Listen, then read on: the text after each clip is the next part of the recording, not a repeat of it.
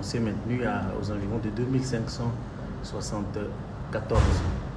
En ce qui concerne les réserves d'échange, on a noté également une très légère amélioration et elle se situe à 5071 millions de dollars américains, ce qui représente 11,87 semaines des importations des biens et des services. Cette réunion a connu la participation d'une forte délégation de la FEC autour du suivi des mesures d'accompagnement du franc congolais pour la stabilité du taux d'échange, mesures qui ont été prises au mois de septembre autour du président de la République.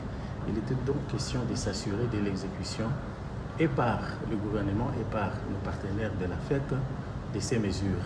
On a épinglé certaines mesures urgentes qui s'imposent, notamment celles relatives à inciter les consommateurs à utiliser de plus en plus le franc congolais comme monnaie de préférence, et aussi la mise à disposition des terminaux de paiement dans les supermarchés et des autres lieux de commerce pour permettre à ce que les consommateurs puissent utiliser le franc congolais.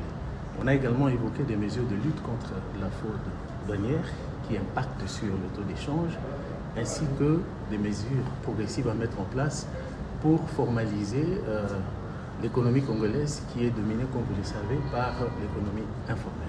Bon, la délégation était satisfaite de la tenue de cette réunion qui montre que le gouvernement est déterminé à travailler avec la Fédération des entreprises congolaises comme partenaire principal dans la gestion des principales questions économiques, notamment celles liées à la stabilité du marché d'échange, mais aussi à la production interne, à la productivité de notre économie, à la diversification de l'économie. Toutes ces politiques gouvernementales nécessitent un accompagnement de la Fédération des entreprises congolaises et ils sont très heureux d'avoir été associés à cette réunion, et à l'avenir, ils souhaiteraient que nous puissions continuer avec la tenue de ces réunions dans la même perspective. Merci beaucoup. Nous venons de terminer la réunion du comité de conjoncture sous la direction de son Excellence Monsieur le Premier ministre. Et comme d'habitude, nous avons commencé par l'analyse de la situation économique internationale. Et à ce sujet, on a noté la publication le 21 mars d'un rapport de la CNUSED, la Conférence des Nations Unies sur le commerce et le développement. Et ce rapport porte sur les perspectives du commerce mondial. Et ce rapport indique qu'il y a eu une contraction du niveau du commerce international au cours de l'exercice 2023 comparativement à 2021. Et cette contraction fait suite à la faible demande dans les économies des pays développés et aussi à la faiblesse des échanges entre les pays de l'Asie du Sud-Est et de l'Amérique latine.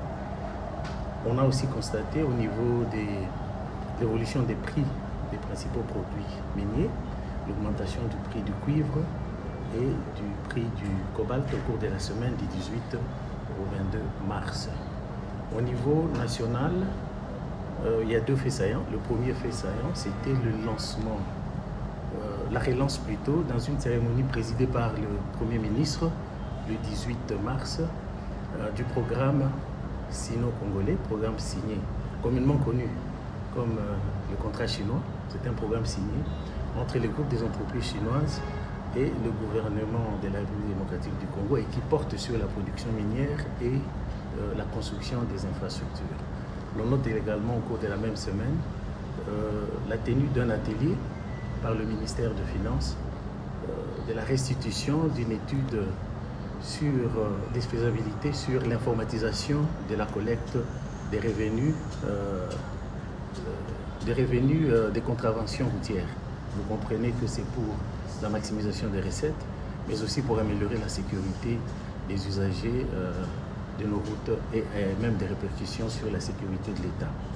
Ensuite, on a procédé à l'examen de l'évolution des indicateurs macroéconomiques et à ce sujet, on note une stabilité relative du taux d'échange par rapport à la semaine précédente. À l'indicatif, il y a une légère appréciation.